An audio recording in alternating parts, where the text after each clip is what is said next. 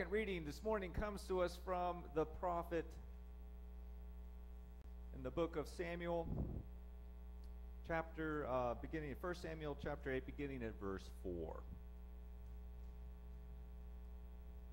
Then all the elders of Israel gathered together and came to Samuel at Ramah and said to him, "You are old, and your sons do not follow in your ways. Appoint for us then a king to govern us like the other nations." But the thing displeased Samuel when they said, "Give us a king to govern us."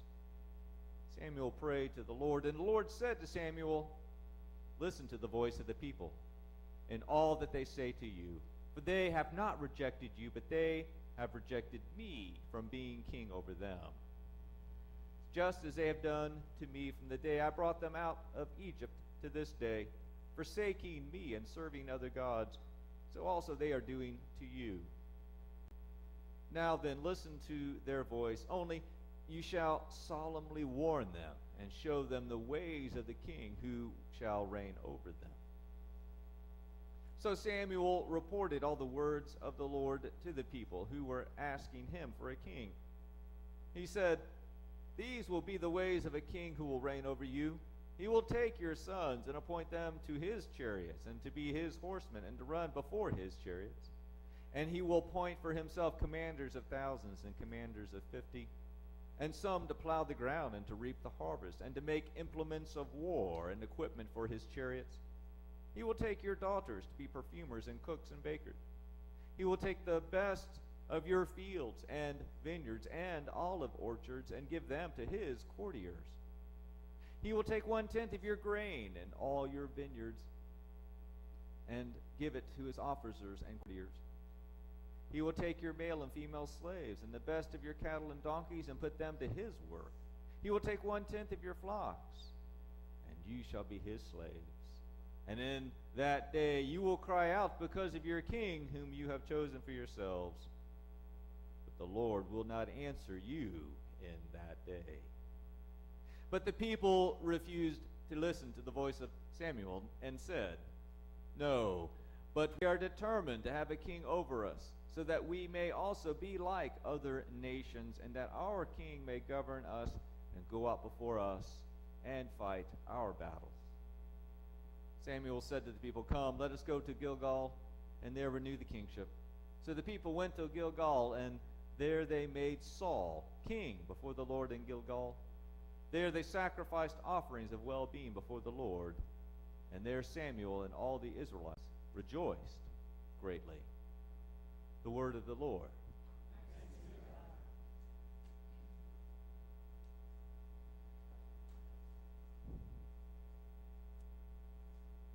There's a story about a priest, a Baptist, and a Presbyterian minister who were discussing when life begins. The priest said he'd studied his literature and felt that in his tradition life begins at conception. And the Baptist minister said, well, he'd studied his tradition, and after careful reflection decided that life begins at birth. And the Presbyterian minister said, no. You're both wrong. Life begins when the kids move out and the dog dies.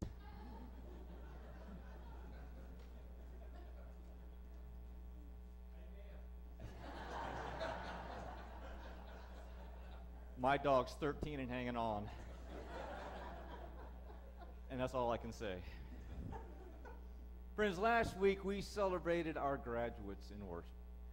But there is another side of that coin that many of our families now face.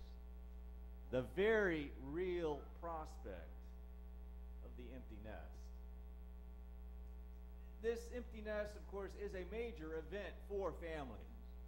At its worst, it can feel like an empty nest, N-E-X-T. As if one is losing one's family, one's purpose, or at least one's organizing principle in life.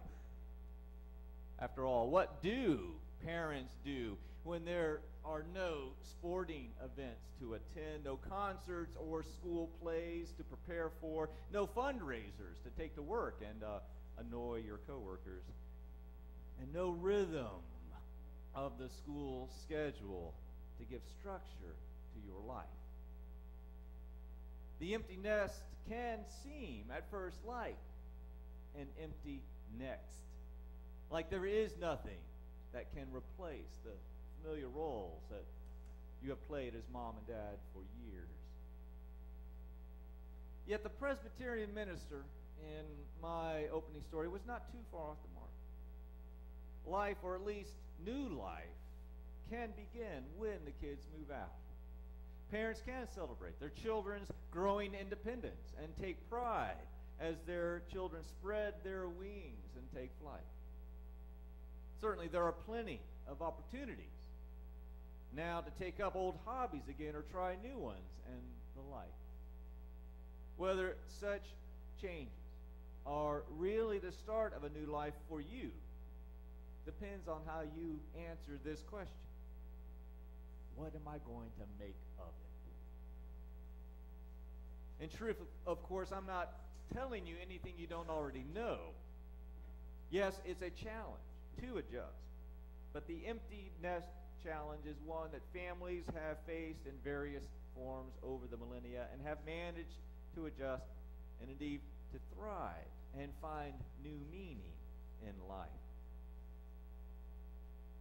Yet since this is true, then why is it so hard for churches to face the empty nest? Why is it that changes in life that we deal with effectively in our own families at home are allowed to grow into such momentous problems at church? Are we forever doomed to face the future like Israel did? Must all change be treated like Israel's demand for a king and seen as a rejection of God? One may wonder. But I don't believe it has to be that way. Yes, churches, like families, regularly face the empty nest. The children we raise in churches, like children in like children in families, will one day spread their wings and fly. Yet our empty nest no more has to become an empty next than it does for any family. Instead, whether such changes are really the start of a new life for our church or not depends on how we answer the question, what are we going to make of it? Now, we know what many denominations and news organizations are going to make of it. They treat changes churches face in today's world as the empty next on steroids. Yes, churches face a lot of challenges. But I say, why not see them as opportunities? Church life, you see, has this in common with the rest of life that God has given us. We can sit around and complain that life isn't what it used to be. Or we can bring all our collective ingenuity and entrepreneurial spirit to bear and make something new out of our own day and age. Wow. What can stop a church that embodies such a spirit? Nothing. Because some such churches never fail at their tasks because they learn from them, even when those tasks don't work out as planned. For example, if people are no longer looking for a church to call home, as they say so often in the news, what is to stop a church from going out into our community in order to share the hospitality of Christ? We can sit around and complain that they don't come in here, or we can go out there on our own front porch and share a cup of cold water. We can work in a free clinic. We can give to a person in need.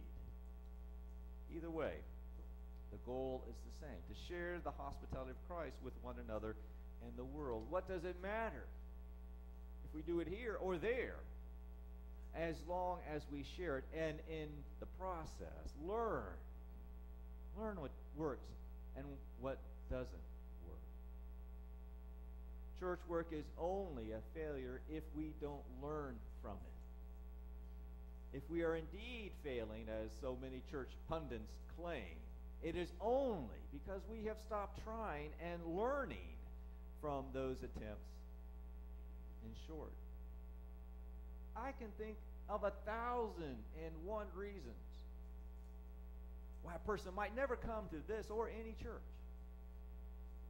But I cannot think of a single reason why we can't take this church out to the world. We are determined to have a king over us so that we also may be like other nations, and that our king may govern us and go out before us and fight our battles. Or so the people of Israel demanded of the prophet Samuel.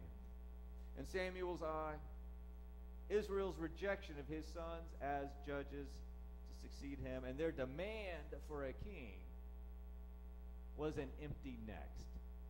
He saw no future in it. I see a future for us.